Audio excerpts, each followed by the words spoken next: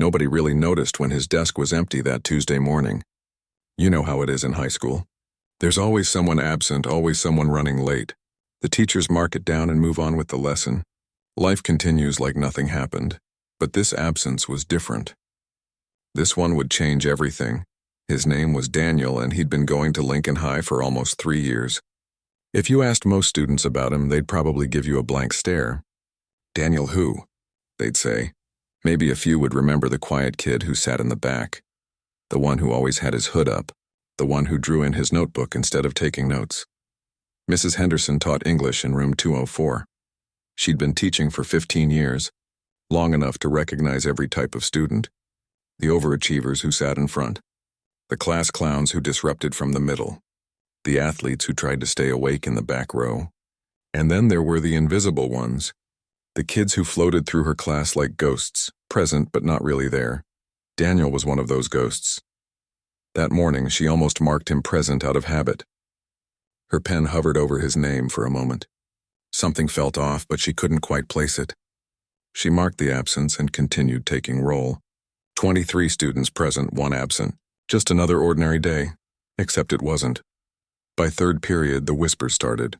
You know how fast news travels in a school? Someone heard something from someone else who heard it from their older sibling, who knew someone whose mom worked at the police station. Daniel wasn't just absent, he was missing. The rumors spread like wildfire through the hallways.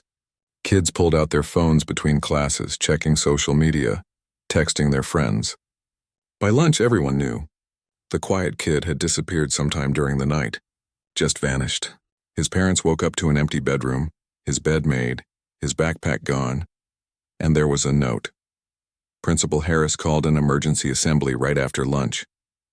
The entire school filed into the auditorium, the usual chatter replaced by an uneasy silence. Everyone knew something serious was happening. You could feel it in the air, that heavy tension that makes your stomach twist. Principal Harris stood at the podium looking older than usual. His tie was slightly crooked, and there were worry lines etched deep into his forehead. He cleared his throat and began to speak. Students, faculty, I'm sure you've all heard by now. One of our students, Daniel Reeves, didn't come to school today. His family reported him missing early this morning. The police are involved, and we're doing everything we can to locate him and bring him home safely. The auditorium erupted in murmurs. Kids turned to their friends, eyes wide. Some looked genuinely concerned. Others seemed almost excited by the drama of it all. A few looked uncomfortable, shifting in their seats like they knew something they weren't saying. We ask that if anyone has any information about Daniel's whereabouts, or if anyone saw or spoke with him yesterday, please come to the main office immediately. This is not a time for rumors or speculation. This is serious, and we need everyone's cooperation. Principal Harris paused, looking out over the sea of faces. For a moment, his professional mask slipped, and you could see real fear in his eyes. I also want to remind everyone that Daniel is our fellow student. He's part of our community, and right now he needs our help. If you know anything at all, please speak up. The assembly ended, but nobody really went back to normal classes. Teachers tried to continue their lessons, but everyone was distracted. Kids pulled out their phones the second their teacher looked away, scrolling through Daniel's social media profiles. Most of them were following him now, even though they'd never paid attention to him before. Funny how that works. Daniel's Instagram hadn't been updated in weeks. His last post was a sketch of an empty hallway with the caption, "Invisible." 3 people had liked it. His Facebook was mostly unused.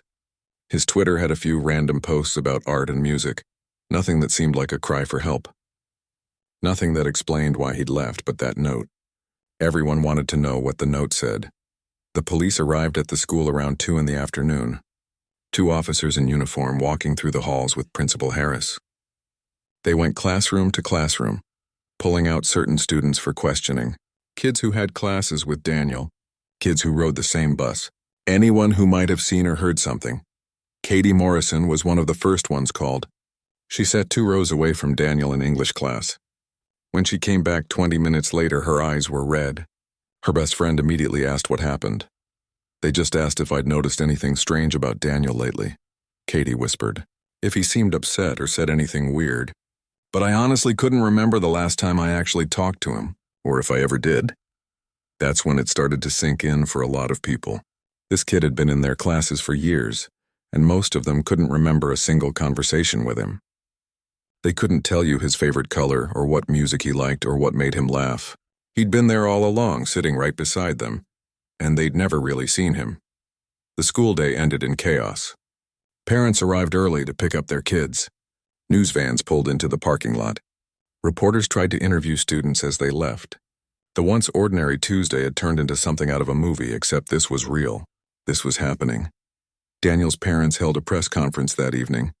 His mother could barely speak through her tears. His father stood rigid beside her, jaw clenched, hands balled into fists. They held up a recent photo of Daniel. Dark hair, brown eyes, wearing a gray hoodie and jeans. Average height, slim build. Last seen wearing black jeans, a dark blue jacket, and carrying a black backpack. "Please," his mother said, her voice breaking. "If anyone knows where our son is, please help us bring him home. Daniel, if you're watching this, we love you. Just come home. Whatever's wrong, we can fix it together." But what they didn't say publicly, what they couldn't bring themselves to share with the cameras and the strangers, was what that note contained. The police had advised them to keep it confidential for now. It was evidence. It was also something they weren't ready to face. Back at school, a makeshift memorial appeared by Daniel's locker. Students who'd never spoken to him left flowers, candles, notes. "Come home safe. We miss you. Praying for you." It was strange and sad all at once. All these people suddenly cared about someone they'd ignored for years. That night, Lincoln High's social media pages exploded. Students posted old class photos, circling Daniel in the background. "I never realized he was in this picture. He was at that football game. He was right there, and I never noticed." The hashtag #FindDaniel started trending locally. People shared his photo, spread information about the case, offered prayers and support. It was like the entire community woke up all at once and realized they'd been sleepwalking past this kid for years. But somewhere out there, Daniel was gone, and the only clue to why was a 3-page note that sat in an evidence bag at the police station. A note that would, when its contents finally came to light, make everyone question everything they thought they knew about the quiet kid in the back of the class. The note that would explain everything. The note sat on Principal Harris's desk for 2 hours before he could bring himself to read it. The police had given him a copy after interviewing Daniel's parents. They wanted him to understand the full situation before deciding how to address it with the school community. He'd made a cup of coffee, let it go cold, made another one. Finally, as the afternoon sun slanted through his office blinds, he picked up the envelope and pulled out 3 handwritten pages. The handwriting was neat, careful, every letter perfectly formed, like Daniel had taken his time with each word. This wasn't a note scribbled in panic or desperation. This was deliberate, planned. Principal Harris began to read. "To anyone who cares," it started. "I'm writing this because I tried talking and nobody listened. I tried asking for help and nobody helped. So maybe if I'm not here, someone will finally pay attention." His stomach dropped. He kept reading. "I'm not writing this to make anyone feel bad. I'm writing it because someone needs to know the truth. For 2 years I've been invisible at Lincoln High. But being invisible would have been better than what actually happened. Because I wasn't really invisible. People saw me. They just chose to make me disappear." What followed was a detailed account that made Principal Harris feel sick. Daniel had documented everything. Dates, times, locations, names. It read like a police report, clinical and precise, which somehow made it worse. It started small, Daniel explained. Little things that seem like nothing when they happen once, but become everything when they happen every single day for 2 years. September of his sophomore year. Someone knocked his binder off his desk in algebra class. Papers everywhere. Everyone laughed. The teacher told him to pick it up faster. He was disrupting class. It happened again the next day. And the day after that. Eventually, he started holding his binder in his lap to protect it. His arms got tired, but at least his papers stayed together. October. His lunch went missing from his locker 3 times in 1 week. He mentioned it to the vice principal, who suggested he was misplacing it or maybe forgot it at home. He hadn't, someone had been taking it. So he started bringing lunch in his backpack, carrying it everywhere. But then his backpack would go missing from the cafeteria while he was in the lunch line. He learned to skip lunch entirely. November. Someone created a fake Instagram account using his name and photos they'd pulled from his real account. The fake account posted weird things, stuff that made him look strange. People started treating him differently. When he reported it, the counselor asked if he was sure someone else made it. Maybe he'd made it himself and forgotten. He hadn't. It took 3 weeks for Instagram to take it down. By then, the damage was done. December. The art project he'd spent weeks on disappeared from the display case. He found it later in the bathroom trash, torn to pieces. When he told his art teacher, she seemed annoyed that he was making accusations without proof. Who would do something like that? Maybe it fell and got damaged and someone threw it away. He stopped entering his art in displays. The note went on and on. Each month, another incident. Another small cruelty. Another time he'd asked for help and been dismissed. January. His locker was jammed with gum almost daily. Maintenance got tired of cleaning it and suggested he was doing it for attention. He started keeping his stuff in his backpack. February. Someone started a rumor that he smelled bad. Kids would make exaggerated coughing sounds when he walked by. Girls would spray perfume if he sat near them. He started showering twice a day using extra deodorant, washing his clothes constantly. It didn't matter. The rumor stuck. March. Group projects became torture. No one would partner with him. Teachers would have to assign him to groups, and his group mates would literally groan. They'd exclude him from planning sessions, then complain that he hadn't contributed. He got marked down on group grades because his teammates said he didn't participate. He did participate. They just wouldn't let him. Principal Harris had to stop reading. His hands were shaking. How had this happened under his watch? How had nobody noticed? He forced himself to continue. April. Daniel wrote about sitting alone at lunch every single day, about overhearing kids make plans and knowing he'd never be invited, about pretending to text on his phone so he'd look busy, less pathetic, about the day he actually tried to sit with a group, and they all got up and moved to a different table without saying a word. May.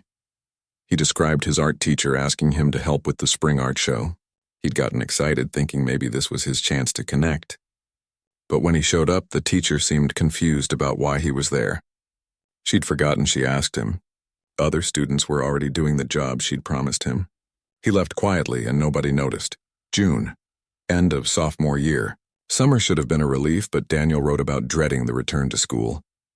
About having nightmares about his locker, his desk, the cafeteria. About his parents asking why he seemed down and him saying he was fine. Because what was he supposed to say? That he was being destroyed one paperclip, one lunch tray, one humiliation at a time. The note detailed his junior year with the same painful precision. More incidents. More reports to teachers and staff. More dismissals. They told me I was being too sensitive, Daniel wrote. They said high school is hard for everyone. They said I needed thicker skin. They said maybe if I tried harder to fit in, to be more social, things would get better. Like it was my fault. Like I was doing this to myself. But the worst part, Daniel explained, wasn't the incidents themselves. It was the gaslighting, the way adults made him doubt his own experience, the way they'd minimize what was happening, making him feel crazy for being upset, the way they'd suggest he was exaggerating or misunderstanding or seeking attention. I kept a record because I started to think maybe I was making it all up, he wrote. Maybe it wasn't that bad. Maybe I was overreacting, so I wrote everything down with dates and details. And you know what I realized? It was worse than I thought. When you see it all written out day after day, month after month, you can't pretend it's nothing anymore. Daniel wrote about the crushing loneliness, about eating lunch in bathroom stalls because at least there he could cry in private, about faking sick to avoid school, about his grades dropping because he couldn't concentrate, about teachers commenting on his lack of participation, not knowing that he'd stopped raising his hand because the one time he answered a question correctly, kids mocked him in the hallway afterward for being a tryhard. He wrote about the night he'd seriously considered not being here anymore, about standing in his bathroom with a bottle of pills just wanting the pain to stop, about his little sister knocking on the door, asking if he was okay and that being the only thing that stopped him. He couldn't do that to her, but he couldn't keep living like this either. I reported everything to 3 different teachers and 2 counselors, Daniel wrote. I gave names. I gave dates. I gave examples. And you know what happened? Nothing. One teacher said boys will be boys. One counselor suggested I was misinterpreting social situations because I might be on the spectrum. I'm not. I'm just lonely. Another teacher said she'd look into it. She never did. The other counselor gave me a pamphlet about making friends and suggested I join a club. I tried. Nobody wanted me there either. Principal Harris felt tears burning behind his eyes. This had all happened in his school, under his leadership, and he'd been completely blind to it. The note's tone shifted near the end. Daniel stopped listing incidents and started explaining his decision. "I'm not running away because I'm weak," he wrote. "I'm leaving because I'm finally strong enough to save myself. Since nobody here will help me, I'm going somewhere else. Somewhere I might actually matter. I'm not going to tell you where because I know you'll just drag me back here and tell me to try harder. But I need you to understand something. This isn't about being popular or fitting in. This is about basic human dignity, about being treated like I exist, about not being tortured every single day just for being quiet and different." The final paragraph hit Principal Harris like a punch to the gut. "If you're reading this, it means I'm gone. And I bet now everyone suddenly cares. Now people are worried. Now there are search parties and news coverage and hashtags. It's funny how that works. I spent 2 years begging someone to see me and nobody did. But now that I've disappeared, suddenly I'm visible. Now I matter. Ask yourself why it took me leaving for anyone to notice I was hurting. Ask yourself how many other kids are sitting in your classrooms right now drowning, while you walk right past them. Ask yourself if you'll actually change anything, or if you'll just wait for the next quiet kid to vanish before you pay attention." The note was signed simply Daniel. Principal Harris set down the pages with shaking hands. Outside his office, school was ending. Kids were laughing in the hallways, slamming lockers, making plans for the evening. Normal high school sounds, but nothing felt normal anymore. He picked up his phone and called an emergency meeting with his administrative team. They needed to read this. They all needed to read this because Daniel was right. They'd failed him, completely and utterly failed him. And somewhere out there, a quiet kid who'd been ignored for 2 years was gone. Not because he was weak, but because the adults who were supposed to protect him had been too busy, too dismissive, too blind to see what was right in front of them. The note explained everything, and that explanation was devastating. By Wednesday morning, Daniel's parents had read the note at least 50 times. Each reading broke their hearts a little more.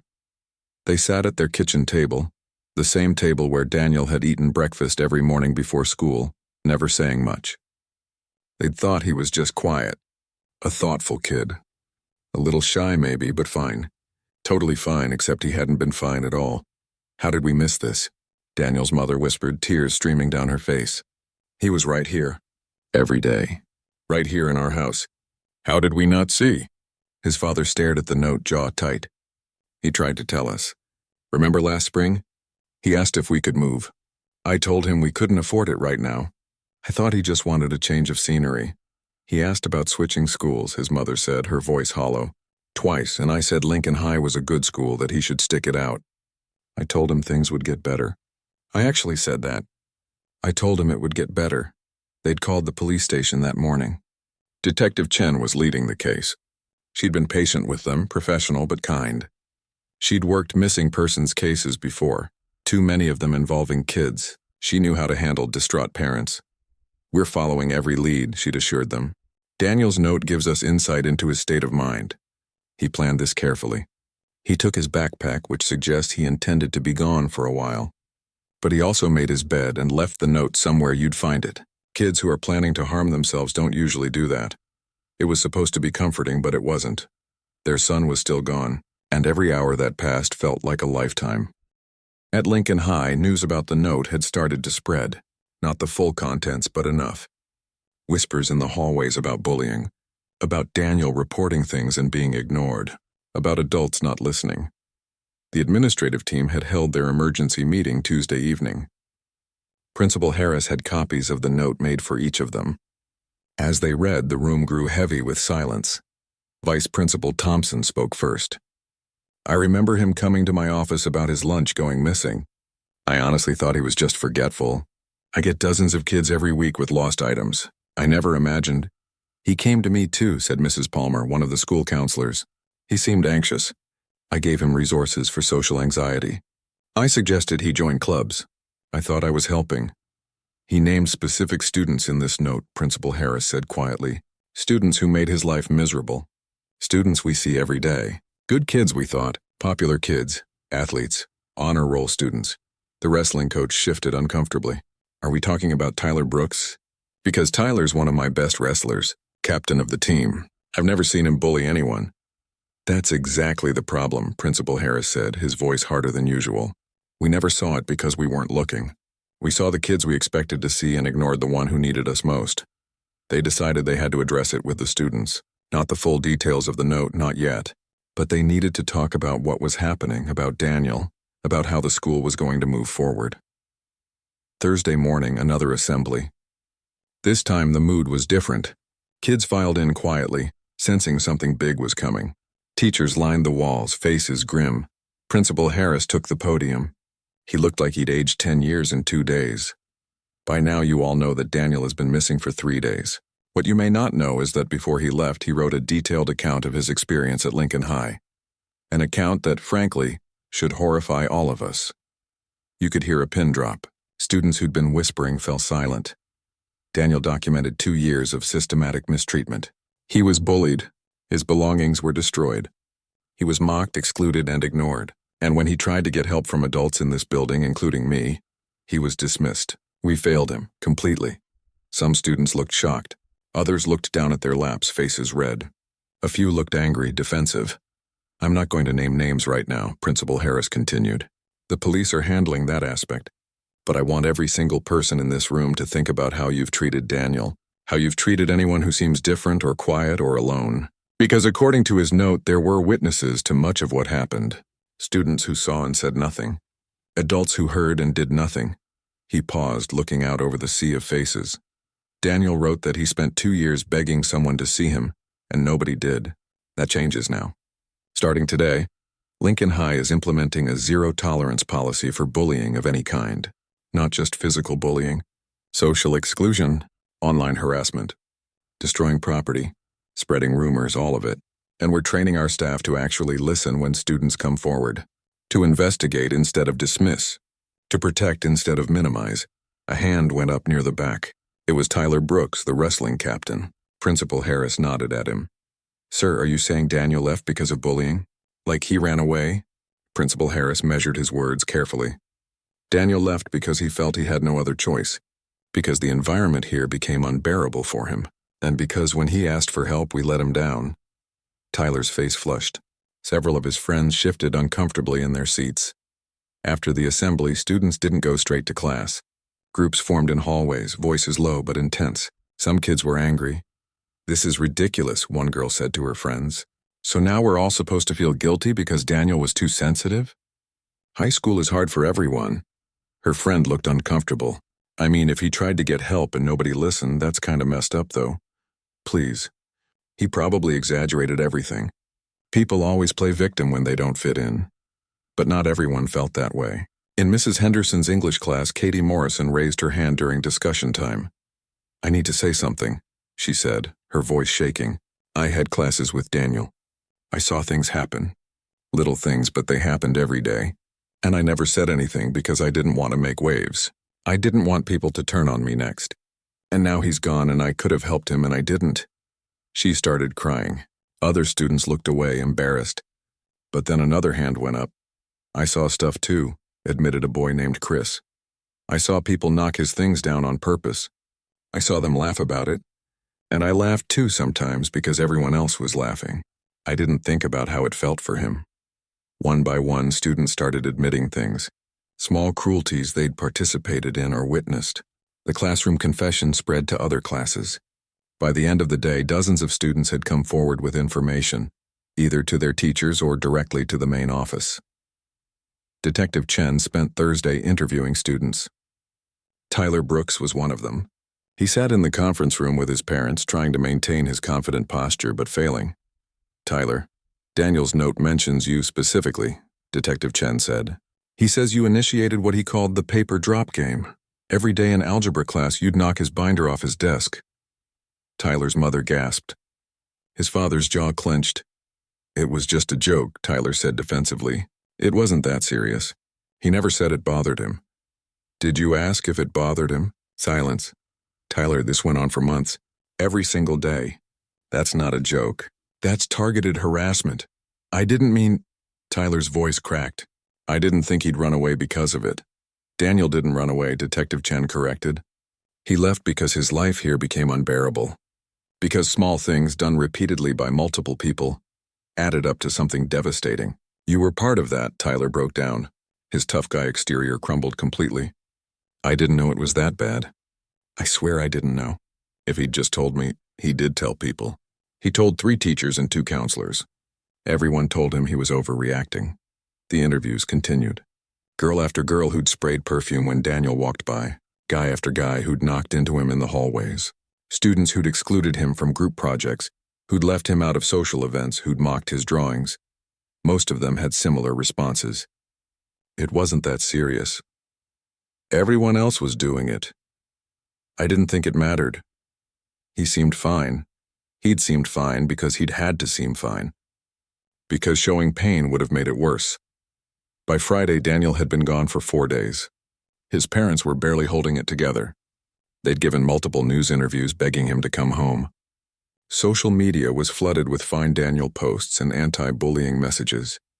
At school, the memorial by Daniel's locker had grown massive. Flowers, candles, stuffed animals, handwritten notes. Kids who'd never spoken to him wrote long messages about how sorry they were. How they wished they'd been better friends. How they hoped he'd come home safe. It was strange and sad. All these people suddenly caring intensely about someone they'd completely ignored when he was right in front of them. But something else was happening too. Other students started coming forward with their own stories. Kids who'd been bullied but never reported it because they'd seen how Daniel was dismissed. Kids who ate lunch in bathrooms or library corners. Kids who dreaded going to school every day. Lincoln High was waking up to a truth they'd been ignoring for years. Daniel wasn't the only invisible kid. He was just the only one brave enough or desperate enough to make people see. Detective Chen had worked missing persons cases for 8 years. She'd learned to read between the lines of goodbye notes, to understand what people weren't saying as much as what they were. Daniel's note told her something important. This wasn't a kid who wanted to disappear forever. This was a kid who wanted to be found, but on his own terms. She sat in her office Friday evening, reviewing everything they knew. Daniel had left with his backpack. His phone was turned off or dead, no GPS signal. His bank account, a student checking account with maybe $200, hadn't been touched. No credit cards, no bus tickets purchased in his name.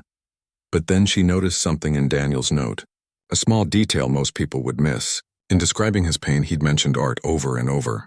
His destroyed art projects, his sketches, his drawings. Art wasn't just a hobby for Daniel. It was his escape. His language when words failed. Detective Chen pulled up Daniel's social media again. His Instagram was mostly art, his own drawings, but also reposts from artists he admired. She started going through his liked posts, his saved collections. There was a pattern.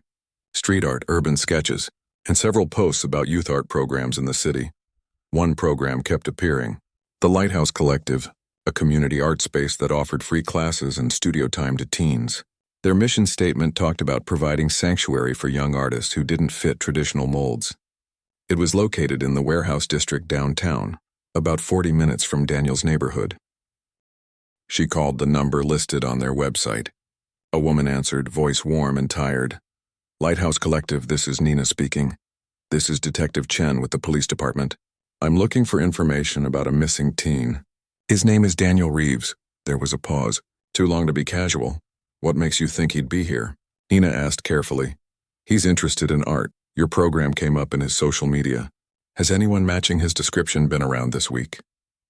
Another pause. Detective Chen could hear Nina weighing her options. These youth programs walked a fine line.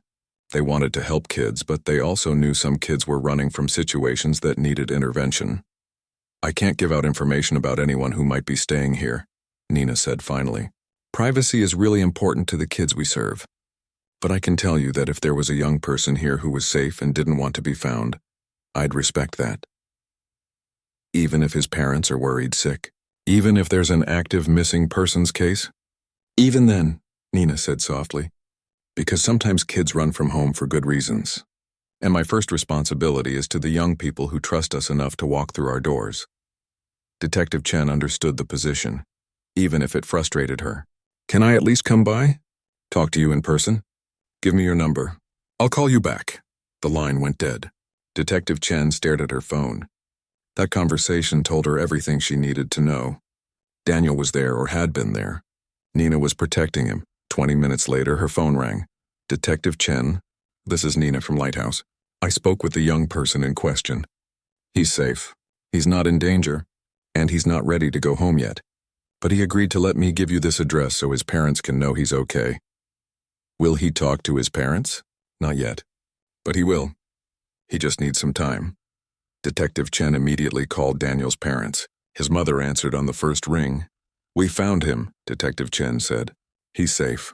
The sob that came through the phone made her throat tight. She could hear Daniel's father in the background, voice breaking as he asked if it was true. Where is he? His mother managed to ask. He's at a youth art center downtown called Lighthouse Collective. He's staying there temporarily. The director says he's safe and unharmed, but he's not ready to come home yet. What do you mean not ready? We're his parents. We're coming to get him right now. Detective Chen chose her words carefully. Mrs. Reeves, I need you to understand something. Daniel is 16. Legally, yes, you can remove him from the facility. But if you do that against his will right now, he'll just run again. And next time he might not leave a note. He might not go somewhere safe. So what are we supposed to do? Just leave him there? For now, yes. Give him a few days. The Lighthouse is a good place. They have counselors on staff. He's processing everything that happened. He needs to feel like he has some control over the situation. Daniel's father took the phone. Can we see him? Can we at least see our son? I'll find out. Let me call you back. Detective Chen drove to the Lighthouse Collective that night. It was in a converted warehouse with huge windows and colorful murals covering the exterior walls. Inside, it was warm and chaotic in the best way. Art supplies everywhere. Half-finished paintings. Kids working on projects. Music playing softly in the background. Nina met her at the door. She was younger than Detective Chen expected, maybe 30, with paint-stained jeans and kind eyes. He's upstairs, Nina said. He's been working on something since he got here. Barely stops to eat or sleep. Art is how he processes. They climbed metal stairs to a loft space that served as a studio, and there was Daniel, thinner than his school photo, hair longer and messier. He was working on a massive canvas, at least 6 feet tall. It was a portrait of faces. Dozens of them. Hundreds, maybe. All transparent, like ghosts overlapping each other. He didn't look up when they entered. Daniel, Nina said gently, there's someone here to see you. He finally turned. His eyes were red-rimmed from lack of sleep, hands covered in paint. He looked at Detective Chen with no expression. I'm not going back, he said. His voice was rough from disuse. I'm not here to make you go back, Detective Chen said. I'm here because your parents are terrified. They love you. They want to know you're okay. I left a note. They know I'm okay. The note told them why you left. It didn't tell them you were safe. Daniel turned back to his painting. I needed to leave. I couldn't be there anymore. Everyone at that school, all those people who ignored me or hurt me, they get to just keep living their lives like nothing happened. But I was dying there. Every single day, I know. I read your note. Every word. What happened to you was wrong. You believe me? He sounded surprised, like he'd expected another adult to dismiss him. Yes. I've interviewed 12 students so far. They all confirmed what you wrote. Some of them are really torn up about it. Daniel laughed bitterly. Now they feel bad. Now that I'm gone, suddenly everyone cares. Where were they when I was there? You're right. They should have cared before. They should have seen you. But Daniel, running away isn't the answer. I'm not running away. I'm running toward something better. Do you know what it's like to be invisible? To sit in a room full of people every day and have nobody see you? To ask for help and have adults tell you you're making it up or being too sensitive? This place, he gestured around the studio. This is the first place I felt seen in 2 years. Detective Chen understood more than he knew. She'd been the quiet kid once too, the one nobody noticed until they needed something. Your parents want to see you. Just see you. They don't have to take you home. They just need to know you're alive and okay. Daniel was quiet for a long time. Finally, he nodded. His parents arrived within the hour. When they saw him, his mother burst into tears. She reached for him and he let her hug him, but he was stiff in her arms. His father stood back, tears running down his face. Why didn't you tell us? His mother asked. Why didn't you say it was this bad? I tried. I asked to change schools. I asked if we could move. You told me to stick it out. We didn't know, his father said. You seemed fine. You said you were fine. Because that's what I'm supposed to say, right? Keep it together. Don't make waves. Be tough. They sat in the lighthouse's common area, an awkward family meeting with Nina present to mediate. Daniel explained everything. His parents really listened for the first time in a long time. I can't go back to Lincoln High, Daniel said firmly. I won't. If you make me, I'll just leave again. We won't make you, his mother said quickly. We'll find another school. We'll figure it out.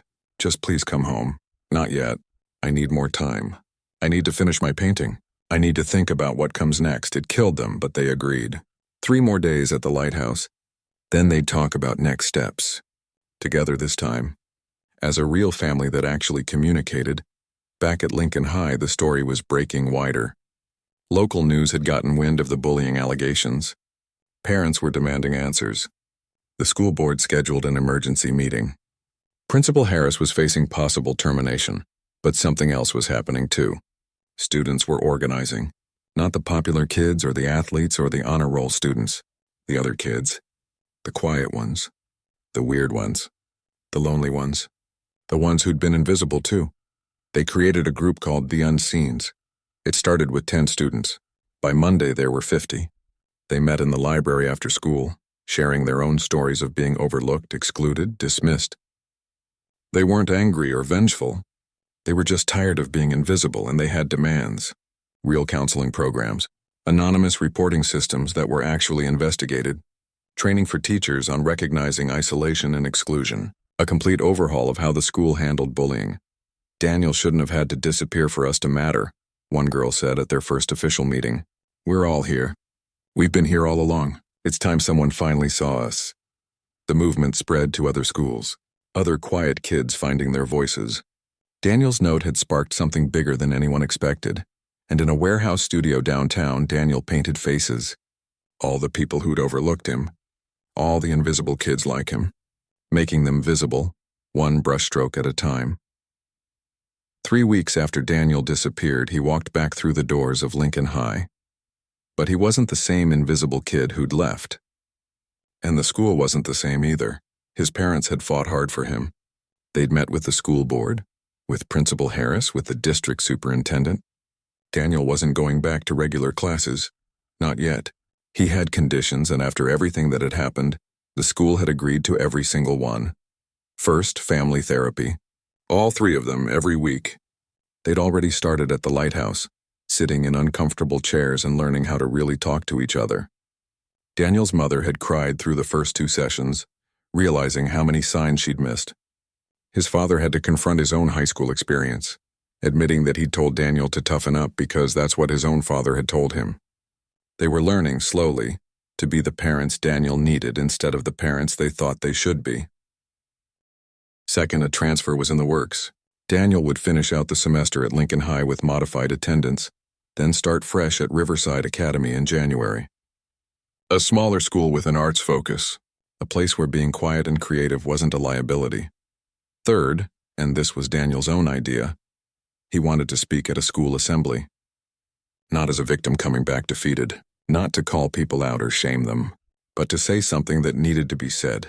Principal Harris had been hesitant at first. Was Daniel really ready for that? But Nina from the lighthouse had backed him up. He has something important to share, she'd said. And this school needs to hear it. So on a gray Monday morning in December, the entire student body filed into the auditorium again. But this time felt different. Word had spread that Daniel was coming back to speak. Some students were nervous. Tyler Brooks looked like he might throw up. Others were curious. Most were just confused about what to expect. Daniel sat backstage with his parents and Nina. He'd practiced what he wanted to say, but his hands still shook. His mother squeezed his shoulder. You don't have to do this, she whispered. We can leave right now. No, Daniel said quietly. I need to. I need to finish what I started. Principal Harris introduced him with more emotion than anyone had heard from him before. Daniel Reeves is incredibly brave for being here today. I hope we're all brave enough to really hear what he has to say. Daniel walked onto the stage. The auditorium fell silent. You could have heard a pin drop. He stood at the microphone looking out at hundreds of faces. Faces that had ignored him, mocked him, walked past him for 2 years, but also faces that had never heard him. Faces that were invisible too. He took a deep breath and began, "I'm not here to make you feel bad. I'm not here to call anyone out or get revenge. I'm here because I learned something important when I left. Something I think everyone needs to hear." His voice was quiet but steady. The microphone carried it to every corner of the room. "For 2 years I felt invisible here. Actually, that's not quite right. I felt worse than invisible. I felt like I was disappearing bit by bit every single day. And the worst part wasn't what people did to me. The worst part was that when I asked for help, adults told me I was overreacting, that I was too sensitive, that if I just tried harder to fit in, everything would be fine. Some teachers shifted uncomfortably. Principal Harris sat with his head down. But here's what I figured out when I left. I wasn't disappearing because of something wrong with me. I was disappearing because this place made me invisible. And I'm not the only one." He paused, looking around the auditorium. "How many of you eat lunch alone, or in a bathroom stall because you don't want people to see you have nowhere to sit?" A few hands slowly rose. Then more, then more. Dozens of students scattered throughout the room. "How many of you dread coming to school every day? Not because of homework or tests, but because you know nobody will talk to you. Nobody will include you. Nobody will even look at you." More hands. The popular kids started looking around, surprised. They'd had no idea. Here's the thing about being invisible. It's not always because people are cruel. Sometimes it's just because they don't think about you at all.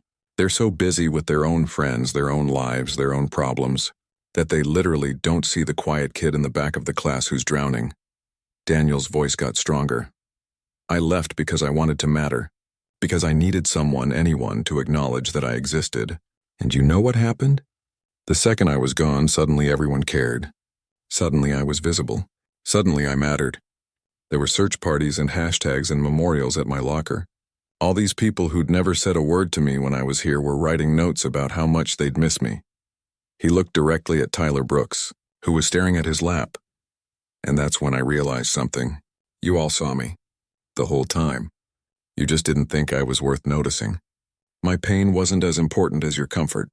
My loneliness wasn't as real as your friendships. I was furniture. Background noise.